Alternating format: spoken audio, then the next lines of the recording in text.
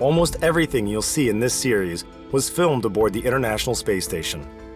At the end of March, Mikhail Kornienko, a flight engineer decorated with the Hero of the Russian Federation title, went there on a 342-day mission.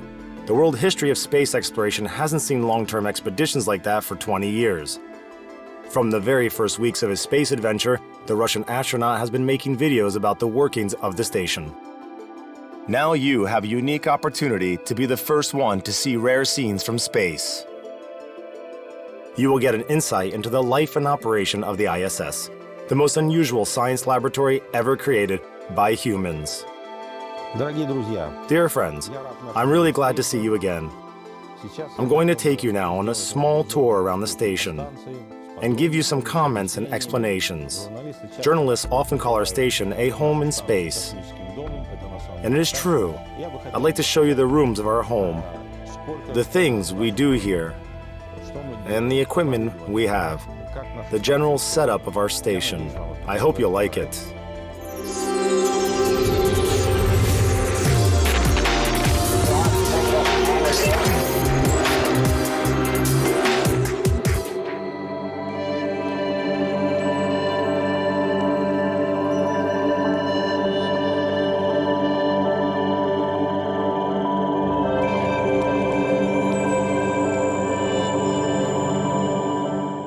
Five years have passed since Mikhail Kornienko's first mission. The orbital complex has changed since then. New equipment was delivered into space. More opportunities for scientific experiments were made available. Work on the station became more interesting and life more comfortable. Let's start from my quarters, dear friends. In Earth terms, it's located on the ceiling of the station in the module of our American colleagues, No. 2. Apart from being my bedroom, it's also my office. I guess it's an office more than anything else, because I sleep here according to our internal schedule, from 10 p.m. till 6 a.m. Here's a sleeping bag of a nice light green color. We come here, get inside the sleeping bag, and zip it up. We sleep in the bag so that we won't be floating around. It's very cozy and comfortable. Here I have two computers that I can use to communicate with the ground and to check my schedule for the day. I also have internet access. So I have everything I need to live, work, and relax properly. I can watch movies, I can even call my family and friends when I'm in the reception zone and I have some free time. So this is my personal nook, nice and cozy. I guess every astronaut should have a place where he can spend some time by himself, sort out his personal stuff and talk to his family. And of course, do some work. Here I have my personal belongings. These are my family photos, my parents, my mom and dad, a small icon, my wife, my grandson. This is my home away from home. Almost all year round, the ISS is inhabited by an international crew of 6. The station has Russian and American segments. The American one also includes laboratory modules that belong to European and Japanese space agencies.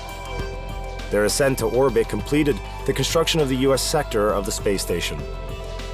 The Russian sector, however, is still being built. One more research module and a remote manipulator system have yet to come. Let's start our tour with the Japanese module, GEM. It's also called Kibo. I'm going to talk about the equipment we have here and its purpose. At the moment, no work is being done here. So I'm just going to show you this amazing lab, where a lot of very interesting and valuable experiments are carried out for the benefit of humanity and Earth sciences as a whole. The Japanese module basically consists of 2 parts. Here you can see the first one of them, JLP. This module, JLP, is used for storage purposes. It has all sorts of cargo in it. This is the hatch of the JLP module, which we are supposed to close in case of emergency decompression. It can be sealed very fast. Okay, let's continue. Right now we are looking at the pressurized module of the GEM. It has two windows and a big platform attached to it from the outside. The platform allows us to expose different kinds of experimental specimens that we put there with a robotic arm. This is the robotic control workstation. The remote manipulator system is a very complex piece of machinery that reminds you a little bit of a human arm with a hand, an elbow, and a shoulder. And it's quite difficult to manipulate. But there's an option of automatic control, meaning the ground can send a program for this arm to execute. This is how this experiment module looks from the outside. Today, it's the biggest one on the ISS. Although there's no Japanese representative on the station now, the module is in operation. Some researches are being conducted here that do not require the presence of astronauts. This is a Russian experiment called Matryoshka. It's like a Russian nesting doll. It's aimed to study the radiation dose that an astronaut is exposed to during his mission. This sphere is imitating a human body. It has dosimeters inside that we take out before leaving and bring back with us to Earth.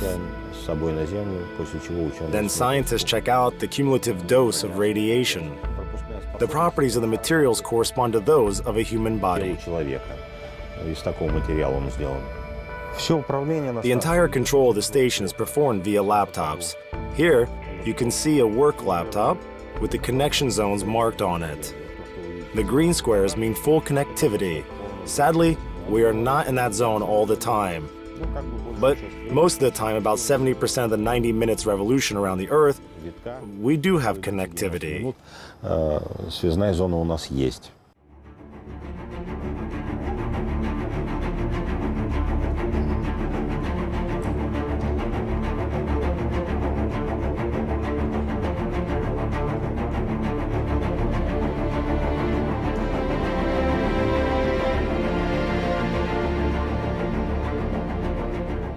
Hello, nice to hear you. When the space station is in the area of reliable coverage, it can be both heard and seen. The Russian Mission Control Center has video conferences with astronauts several times a month. Usually they happen on the occasion of some holiday, a visit from journalists, or a tour for school and university students. Every now and then, a visual contact with the crew is required for solving some pressing issues. But routine work stuff is discussed via audio channels. Ground controls work around the clock. A very important part of this work is planning of different operations aboard the station. The timeline ranges from 5 years for top-level plans to a tenth of a second in the case of work plans for the operatives on shift. The crew of the space station also follows a detailed schedule. Experiments, sport practices, video and photo shoots, recreation, everything has its own time. But no matter how much work is on hand, there is always room for family time. Ground controllers have a good understanding of its essential role for the psychological wellness of the astronauts. Very few are lucky to celebrate 2 round-number birthdays in orbit. I'm not showing off, I'm just stating a fact. On my last mission, I turned 50. Now it's fivers all around. I'm 55. I'm getting ready to talk with my family and friends. I guess they will drink a glass of champagne to my health. But at the station, we have no alcohol whatsoever. The rules in that regard are very strict. Hi. Hello. Come on in. Over here. Well, we can't go over there. That's our place. Ira, where can I put my clothes? Over there. Everything is over there. Yeah, I'm scrolling down. 20, 57, 57, 3. Okay. I've got the hash symbol here again. Kostya, I ruined everything. I don't know. I need to close it somehow. Is anyone here computer savvy? Astronauts call their family on their landline and cell phones every day, but they can't receive calls on the station. Once a week, they get to have a video conference with their family. In old times, it meant going to the Mission Control Center in the Moscow suburb of Karlov. Today, talking is possible right out of your apartment. Happy birthday! Happy birthday! To our good friend, like in Moscow, at the Red Square Parade. 2 short ones and 1 long one. Happy birthday. Jeep, Jeep. Hurrah, hurrah, hurrah. Thank you so much, my friends.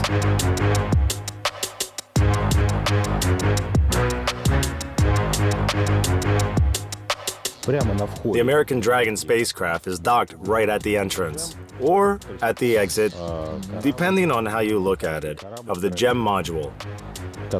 It arrived here several days ago with a load of various cargoes. That's why it's a bit messy here now. Part of this cargo is stored in the multi-purpose PMM module. Part is stored in the GEM module. And some cargo is in the Columbus module, where we are heading to right now. The Columbus module of the European Space Agency. All in all, it's also a big laboratory, and everything here is covered with laptops and cameras. I'd like to single out this payload rack here. It's a science rack, like the rest of them. It can dispense different gases or create a vacuum for all sorts of scientific experiments. Here you can see the Space Portable Fire Extinguisher, PFE, and a portable breathing apparatus, a mask with a small oxygen tank. It has the operating capacity of 7 to 10 minutes. At the end of this period, it has to be hooked up to an oxygen port. All of this is the Columbus module. There is a clear sign of a girl living here. At the moment, the master of this place is Samantha Cristoforetti. She's the commander of this module. Samantha Cristoforetti has already returned to Earth by now. With almost 200 days aboard the ISS, she broke the record for the longest space mission by a woman. Hello.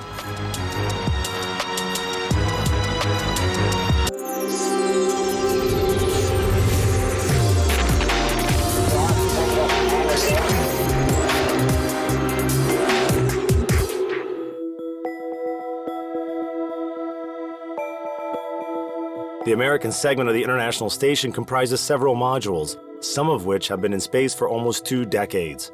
For example, the Unity module, also known as Node 1, has been orbiting the Earth since December 1998. Here we have something of a recreation area. This is the dinner table. Sometimes on Fridays or Saturdays, we gather here for a meal. But usually, everyone has their breakfast, lunch, and dinner in their own segment, because lunchtime and dinner time are often not synchronized. This is the Node 1 projector. This allows us to watch movies and different TV programs on a big screen.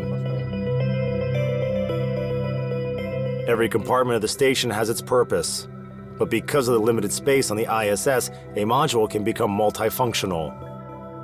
The Node 3 is busy with work. Our American colleagues are performing an experiment that requires moving some payload around. Our expedition commander, Terry, is moving the so-called crew transfer bags that house the equipment for experiments. This module is also our gym. Also, this is where our colleagues take care of their personal hygiene in the morning. But I think we are going to cover this subject better in the following programs. Terry, thank you. You are welcome. On behalf of our viewers, no problem. No problem, Terry. The treadmill is also located here. Like I said, this module is a small gym. There's a special harness that is placed on astronaut's shoulders to give him some weight in a microgravity environment. And this is the computer that is used to control the T2 treadmill that I showed you already. Everyone has his personal profile. See, Samantha, me, you select your profile, set the parameters of your workout, and run. 5 kilometers, 6 kilometers, whatever the distance you've been assigned. Right now, Samantha, we visited her quarters already, is working out on the ARED weightlifting machine. It's a very complex system. At the same time, it's very efficient and comfortable. It allows you to exercise all major muscle groups. Amazing machine. Samantha, say something to our viewers. Thank you, Samantha. Thank you. Mikhail is trying not to bother other crew members, so he's filming most of the modules when they are empty. This is yet another American module, the airlock. It was designed to host spacewalks, and indeed here we have 2 spacesuits. And now we come to our sanitary facilities, a space toilet. Its operating principle is similar to that of a vacuum cleaner.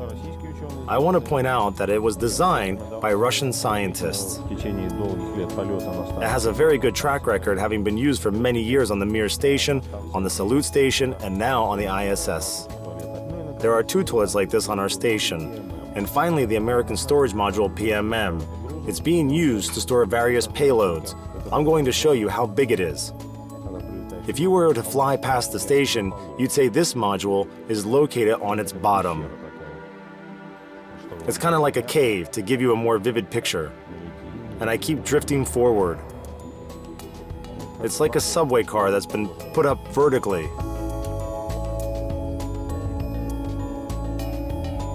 Sorry for my feet getting in the picture.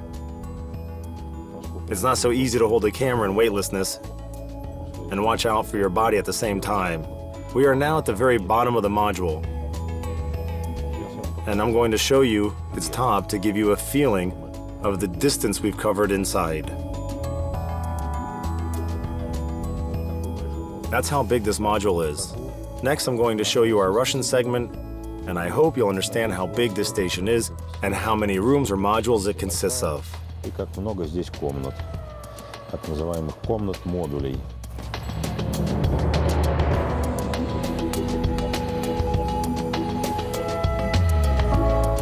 We are floating past the docking port.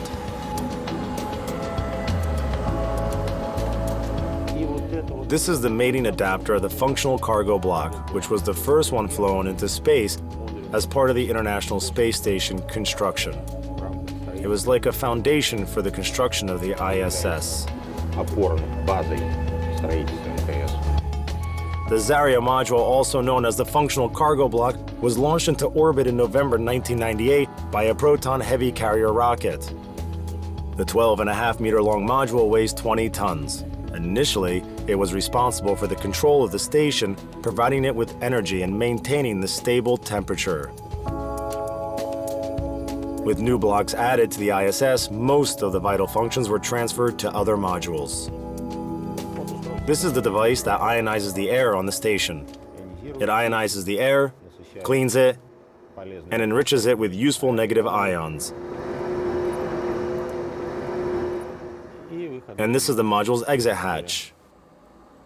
Let's have a look inside the MRM-1 module that is docked to the mating adapter of the Zarya module.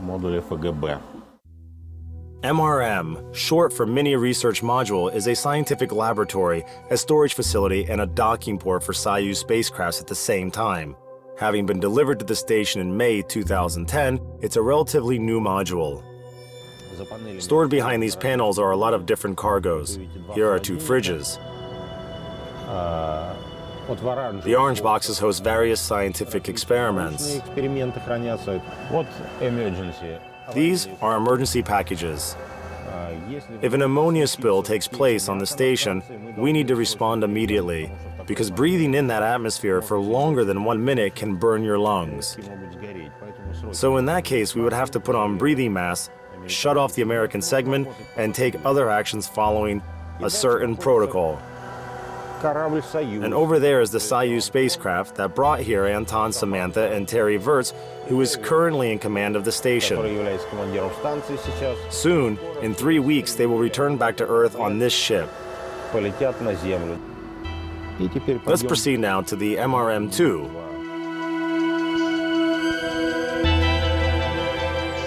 The ship that brought us to the station is docked to it. It's our lifeboat. Our Soyuz is a reliable and nice machine. And here are our spacesuits waiting for us. Further down is the descent module where we sit during the return trip.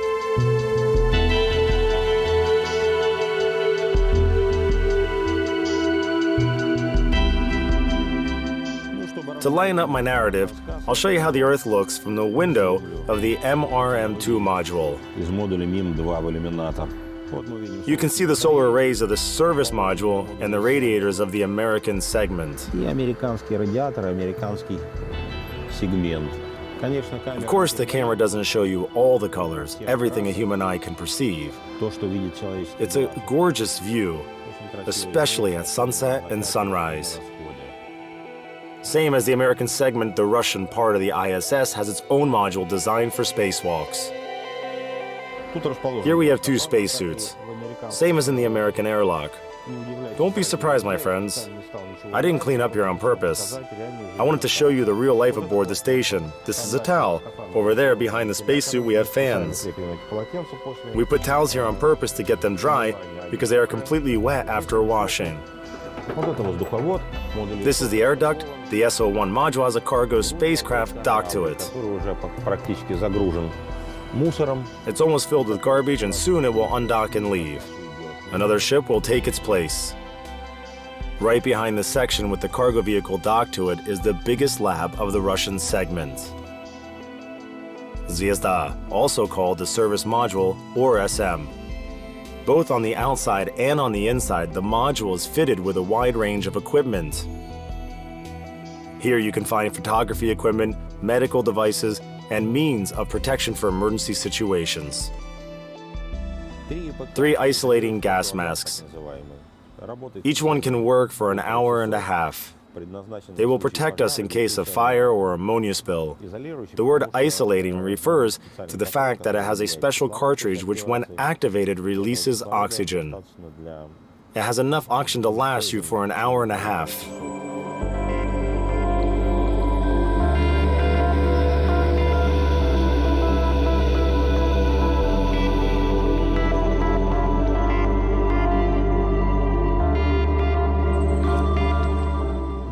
On the floor of the SM module, there are 6 windows that we use to take pictures of Earth.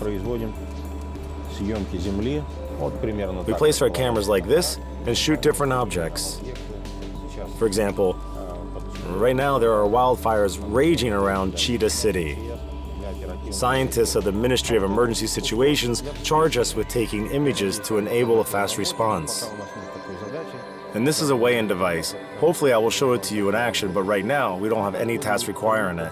When we'll be doing it, I'll show you how it works. And here we see crew quarters of the SM module. There are 2 of them, one on the port side and one on the starboard side. This is the crew quarters of Anton Shkaplerov. It has a window, whereas the one I live in doesn't. It's a huge deal, of course. I'll show you the view of the Earth from the window one more time. This is the view an astronaut gets when he wakes up. And this is Gienna. He's talking on the phone. Actually, he's trying to get through, as I understand. I'm trying. Here, I got through. Got through? This helps a lot. It's really nice when you can call your family and friends in tough moments. Gennady Padelka is the most experienced astronaut both in Russia and in the whole world. It's his 5th expedition. By its end, Gennady will set a new record for the time spent in space. Upon landing, the total duration of his expeditions will amount to 900 days. I will show you the Russian segment and the American segment from outside. Right now we are looking out from the cupola. The cupola is used for work with robotic arms. This robotic arm allowed us to put together the entire partner segment, all of its modules. And the solar arrays were deployed using this robotic arm too. I'll show you some of the solar arrays and the true structure they are sitting on. Unfortunately, I cannot catch all of it on camera. The arrays are up to 50 meters in span. And the truss structure is 100 meters long with 8 huge batteries at its end. The external structure of the station deserves a tour of its own. On the outside, the modules are fitted with the most diverse equipment. The way it works and the role it plays in dealing with space garbage will be covered in the next episodes of our TV project. So we've just had a tour around the station. You can see in this film that the station is very big. Now, you've learned a few things about how it functions. We'll continue to explore the station in upcoming episodes. You'll see everything inside. Do you remember Samantha and her sophisticated exercise machine? I'll show you Russian machines. You'll see how they work and how we use them. We have a fitness cycle and a treadmill. You will also see how we take a shower, how we eat, and many other things. So, to sum it up, my friends, I'll show you life in space. I'll show it to you as it is. I'll be waiting till our next meeting. Thank you, and goodbye.